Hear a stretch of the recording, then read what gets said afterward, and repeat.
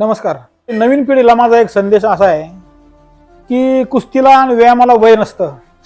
त्याची एक गोष्ट तुम्हाला मी सांगतो की 15 वर्ष पहिलवानकी केल्यानंतर मी पहिलवानकी सोडल्यानंतर 5 ते 7 ते 10 वर्षाचा काळ माझा अतिशय कठीण गेला कुस्ती सोडल्यापासून. रेल्वेची कुस्ती खेळण्याकरता मी 1-2 महिने प्रॅक्टिस केली होती.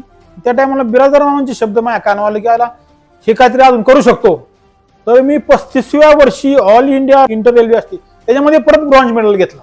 म्हणजे नवीन मुलांनी समजा असं अपयश आलं तर काय खचून न जाता काय खचायचं कारणच नाही ना. आज मी 35व्या वर्षी मी आज माझं वय 50 आहे.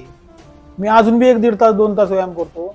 अख्ख्या महाराष्ट्रातल्या सगळ्यांना पहिलवान केला, सगळ्यांना माहिती की अजून बी 2 मिनिटं कुणा संग लढू शकतो मी. मग आता येणाऱ्या महाराज केसरी खेळणार का तुम्ही? खेळणार का?